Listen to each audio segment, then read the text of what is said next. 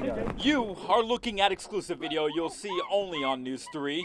Our camera's capturing the same chimp, CJ, who officers tranquilized and returned after it got loose earlier in the day. This time, the chimp grabbed and held on to an Inside Edition photographer. This taking place while we both talked with one of its caretakers. She was telling us that animals kept in captivity are dangerous. They're cute. I can get her to do some tricks for you if you want, but she'll rip your face off just as soon as she can. Oh my gosh. Strangers, just understand one thing, please. With chimpanzees, strangers are enemies. And there's more dramatic video, this time from a News 3 viewer's cell phone, as Metro officers shot and killed CJ's cage mate, Buddy. No. Officers, fearing both creatures on the loose, posed a public danger. Another caretaker who was there when this all went down described for us the raw emotion he had to endure. So I heard bang, bang, bang. Yeah. You witnessed that. What went through your heart when you saw that? Well, at that point, I knew it was over. I just wasn't even thinking. I was just like, I was already bracing for it. Lee Watkinson, who also took care of the two chimps, showed us how he believed the two got loose. This is like an example of the strength these animals have. Yeah, it's a really heavy door, so they pulled this off and this loose. Timmy DeRosa gave us this demonstration. You're a strong guy, right? Could you please go in there? I am going to shut the door. Okay. No, this was locked. Right. Okay, this had a lock on it. Right. Can you get out?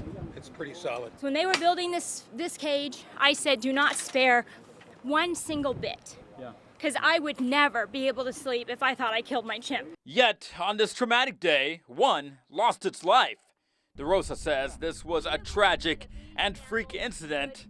The lesson that population control of exotic animals needs to be something we do not ignore. There has to be a law that people stop breeding dangerous animals in captivity. Once they're bred, once they're sold, once they get older, then people have to save them. This isn't what we want to do our whole life. We want this problem to be solved.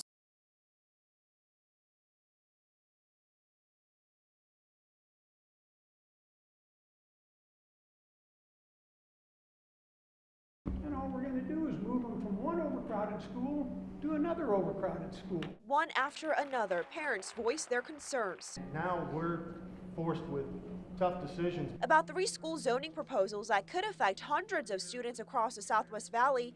Angela Grady has 2 boys attending Reedham Elementary. All 3 plans, she says, would move them to Frias. Our house is hundreds of thousands of dollars underwater because of the economic crisis, and we've fought through to stay there just to keep our kids in that school. We don't want them to have to go through switching schools. But CCSD says Southwest elementary schools are seeing an overcrowding problem that they can't ignore. And with more development in the area, they're expecting to see the average of 800 new students each year grow even more. The overcrowding problem is best described as a domino effect.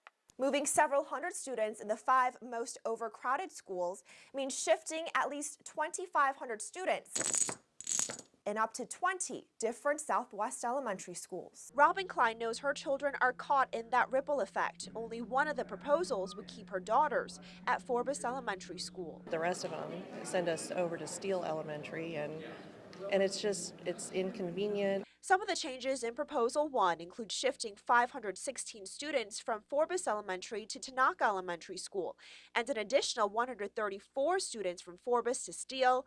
That would allow for Wright to send 359 students to Forbes. Proposal 2's boundaries for the Rhodes Ranch area are slightly different, but would shift the same total of 650 students from Forbes to Tanaka and Steele. Proposal 3 would affect 20 elementary schools, including more schools east of I-15. Reese would move students to Hill and Wiener.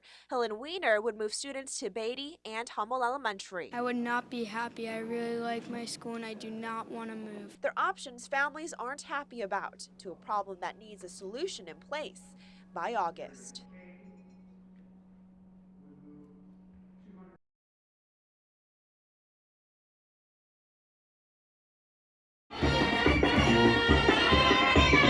This traditional dance is all about celebration, and its performers, the Comparsa Morelense, have no better reason to dance than on this day. I don't have a word to explain how happy I am. But before all this excitement was anticipation of a big donation on its way. There's someone coming to give us lots of money. Marco Chavez, a dancer designated to play the role of the troupe's Mexican lady from Morales, learned of it first through News 3. Believe it or not, I started crying because I didn't expect it that fast. A local construction company wanted to make sure the group could represent Nevada at the presidential inaugural parade. Hello, everybody.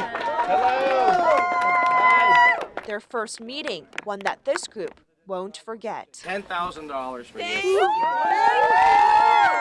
The president of XL Steel didn't want the spotlight, so a representative delivered the good news. When we heard that they were short of funds and perhaps being in jeopardy of not being able to go, we just couldn't let that happen. Group founder Maria Garcia knows $10,000 is a lot of money. Muy contenta. Happy. That would cover airfare plus some change for around 20 dancers. Many here are performing with a little more passion. Isn't a way to say thanks. We're going to be a special dance for them, everybody. And we're going to do the dance with all our hearts. With their hearts and the help of a new prop. They say this is how they share tradition over several generations. 3, me, my mom, and the baby. And now with the help of the community. We are so happy to show the world our dance and culture. They'll also represent Nevada in Washington, D.C.